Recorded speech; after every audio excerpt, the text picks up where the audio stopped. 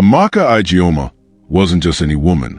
At 42, she stood tall in a male-dominated world, commanding respect in hard hats and steel-toed boots. As one of the few female mechanical engineers at Delta Tech Oil Services, based in Port Harcourt, her name preceded her in meetings with Shell, on Chevron proposal decks, and at global offshore summits. She was the woman other women referenced when trying to prove it could be done. But success, she learned, didn't soften loneliness.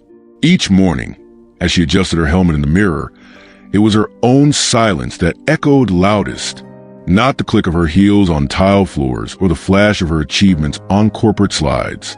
It was a growing ache in her chest, the space no career trophy could fill.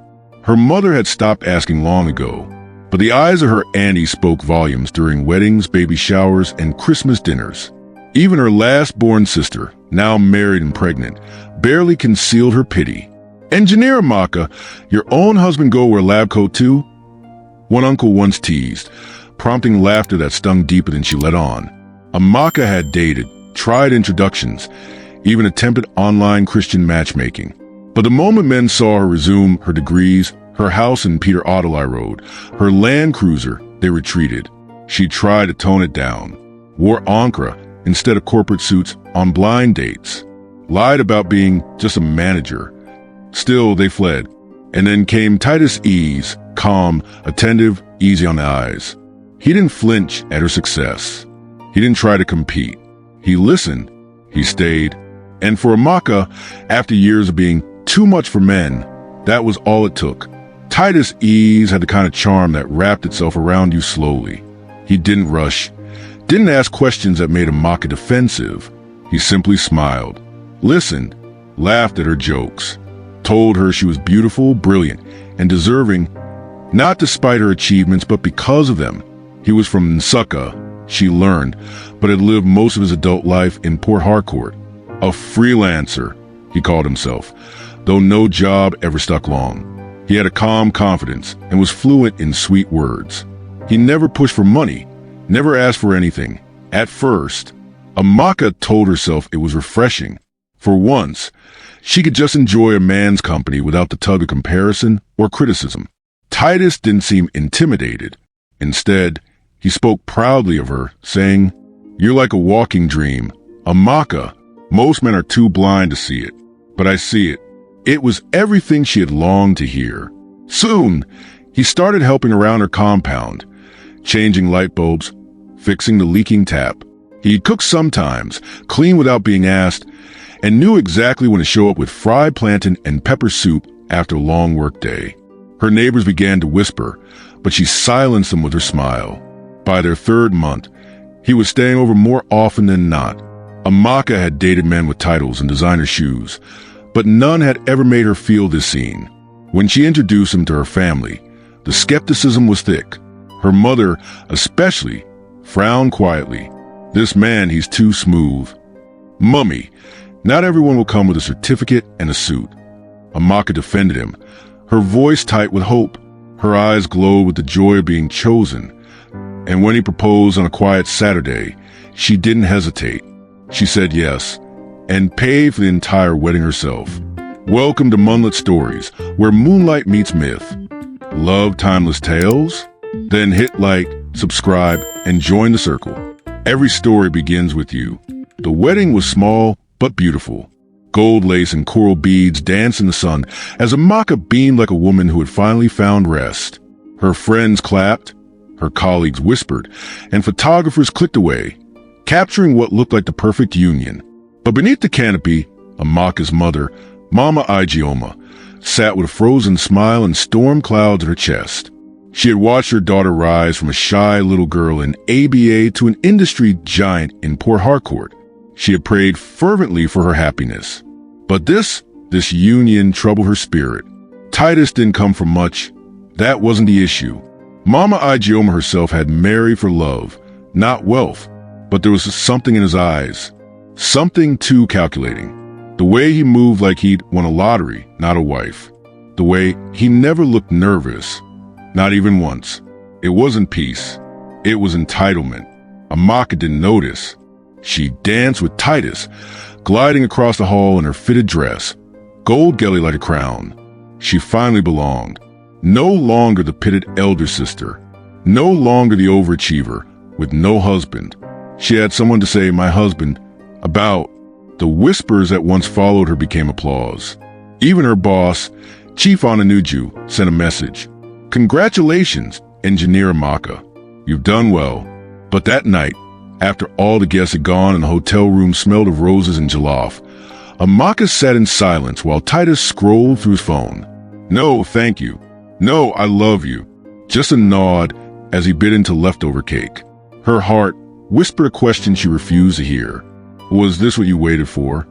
But she smiled again because she was now a wife. And in her mind, that alone was worth everything. 3 months into the marriage, the mask began to slip. Titus no longer helped in the compound. He no longer brought fried plantain or asked about her day. Instead, he began requesting access to Amaka's bank account. At first, it was subtle. "Babe, let me help you handle the house expenses." Then it grew louder. "We're married now. Your money is my money." Amaka hesitated. She had worked hard for every naira she owned. The house, the cars, her offshore allowances. They were fruits of sleepless nights and back-to-back projects. But every time she pushed back, Titus guilted her. "You think I'm with you for your money? So that's how little you trust me." So she gave in. She transferred the house deed. Or so she thought. She let him register one of the cars in his name. She added him as a signatory on one of her accounts. Every time she did, she told herself, "It's marriage. This is what wives do." Her colleagues noticed she started arriving late. Her signature sharp dressing became more muted. She canceled her appearance at the Abuja Engineers Forum because Titus didn't want her flaunting her success around other men. Even her mother, during a weekend visit, pulled her aside. "Amaka, are you okay?" "I'm fine, Mama. Just tired from work." But it wasn't work. It was walking on eggshells in her own home. It was shrinking so Titus could shine. It was silence, the kind that sits on your chest like a rock. She still called him darling. Still posted throwback wedding photos every Thursday. Still clung to her new title like a badge of honor. Because admitting something was wrong would mean acknowledging that maybe, just maybe, she had married a mistake. And that was a truth too painful to bear. It was a Thursday evening when everything changed. Amaka had left the office early for the first time in weeks. Her scalp itched from weeks of neglected hair. So she stopped at a small salon near GRA. She didn't think she needed permission to braid her own hair. After all, she was a grown woman, a professional, a wife. She chose long, waist-length gown weaving. Neat, elegant. When she returned home, she was exhausted but pleased with how fresh she looked. She expected Titus to at least notice, compliment her. But what she met was a house full of his idle friends, drinking and watching football in her living room. She greeted them politely, then excused herself. But as she walked away, she caught part of a cruel joke. So your wife day do anyhow now? She just changed hair without asking permission? Laughter erupted. Even Titus chuckled weakly. One of the friends, Ojigo, added, "See how long the hair be? You'd be like saying she day run this house." That laughter, not from strangers but from a man she called husband, pierced through her like hot metal. She returned to the room, trying to brush it off. But within minutes, Titus called out, "Amaka, come here." She stepped into the room, the center of their ridicule. "Turn around," he said. Confused, she obeyed. "Who asked you to make this hair?" "I didn't know I needed your permission," she said calmly. What followed was madness. A hot slap echoed across her cheek. Gasps filled the room. Then, from his pocket, Titus pulled out a lighter. Before she could react, her hair was on fire. Flames spread fast. Screaming, she ran to the bathroom, dousing her head in water. The braids burned. Her pride burned. But her spirit began to wake up. The smell of burnt hair lingered in the air long after the fire was out. The bathroom floor was soaked. Amaka sat on the edge of the bathtub, shivering, not from cold, but from a realization of what her life had become. Her reflection stared back at her in the foggy mirror. swollen cheek, patches of charred braids, eyes dark with shame. How did I get here? This wasn't the woman who once stood before presidents at oil conferences. This wasn't the Amaka who'd walked into Unilag's engineering hall like she owned it. This wasn't the woman her late father had called lioness of Igioma's clan. This was a woman who had been until she nearly broke, all to where the title misses. Her scalp throbbed, but not as much as her heart. Every compromise, every insult, every lie she excused came rushing back. The salary she transferred monthly, the silence she kept whenever Titus cheated, the way she covered for him when her staff whispered about her husband's idleness. She had sacrificed everything, her money, her joy, her dignity. For what? To avoid being called too old? To silence aunties and their insults? To feel chosen? She stood slowly, wiping her face with a towel. Her eyes locked on her reflection again. No tears this time. Just fire. Not the kind that destroyed, but the kind that purifies. In that moment, Amaka knew she was done. Not just with Titus, with the lies, with shrinking herself, with lowering the bar so men could climb. She didn't need pity. She needed a plan. And the woman staring back at her was ready. The next morning, Titus and his friends sat in the living room, laughing like nothing happened. The television buzzed with noise. The empty bottles clinked carelessly on her marble table. Amaka emerged from the hallway, wrapped in a soft blue robe, face calm, movements measured. In her hand was a brown envelope. She didn't speak at first, just stood at the center of the room, waiting for their noise to die down. Titus looked up lazily. "What is it again, Amaka?" he said, tone condescending. She raised the envelope high. "This," she said, voice calm as a storm before rain, "is the original deed of this house. Not the photocopy you think you have. It still bears my name, not yours." Laughter stalled. One of the friends coughed awkwardly. Titus shifted in his seat. "You're bluffing," he said. Amaka opened the envelope, pulled out the document, and read aloud the part where he had unknowingly signed a legal disclaimer, one her lawyer prepared, and he'd signed without reading. "You thought I was desperate, that I'd hand over my life blindly." She walked closer. "You thought you were sharp, Titus, but I was the smart one all along." Titus leapt from his seat, rage rising. "You think you can embarrass me in front of my guys?" Amaka didn't flinch. "Read the document if you can, or wait. You can't, because you never even finished Polytechnic." Gasps, shuffling feet. The same friends who laughed at her the night before now sat like shadows, avoiding eye contact. She turned to them. "You all sat here as he slapped me, burned my hair, mocked my dignity. But now you sit like rats because the mask has fallen." The room was silent. Then Amaka picked up her phone and made a call. "Yes, officer. He's ready." Titus was pacing now. His voice trembled, no longer soaked in pride but in panic. "Amaka, Baiko, let's talk like husband and wife." "You're not my husband," she said coldly. "You were a project, and your deadline has expired." Within minutes, sirens sliced through the silence. A black and white police van pulled up in front of the compound. 2 officers entered the house, firm and quiet. "Mr. Titus Ease?" He stepped back, eyes wide. "She's lying. I'm her husband. I have rights." "You have the right to remain silent," the officer replied as they slipped cold handcuffs around his wrists. Titus struggled. "Amaka, you can't do this to me. I love you." But she was unmoved. "You love money. You love control. You don't love me. If you did, you wouldn't have lied about your past, about your wife in Succa, about the 2 children you kept hidden." Gasps echoed again, this time sharper. Amaka reached for a folder on the table and tossed photos into the air. Baptism certificates, school receipts, pictures of Titus with his other family. Evidence her private investigator had gathered within days of that suspicious message she found on his phone. "The children miss you. When are you coming back home?" He had saved the woman's number as church sister. As the officers led him away, his friends dispersed, shame trailing behind them like smoke. No one wanted to be tied to a man whose sins had been publicly unmasked. Amaka didn't weep. She didn't tremble. She simply shut the door after them. Not just the one in the hallway, but every emotional door she had ever left open for manipulation, shame, or desperation.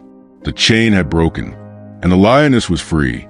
The house was quiet, not the awkward, heavy silence that used to follow Titus' tantrums, but a gentle stillness, the kind that speaks of healing. Amaka sat on her bed, her head wrapped in a soft scarf. Her scalp still ached from the burns, but her soul felt lighter than it had in years. She picked up her phone. The screen blinked to life, and she scrolled past messages from concerned friends and stunned colleagues. She found her mother's contact and tapped call. "Amaka, are you okay?" Mama Igioma's voice was thick with worry. Amaka inhaled, then exhaled slowly. "Mama, it's over. He's gone. I'm coming home tomorrow. I need to rest." For a few seconds, there was only quiet.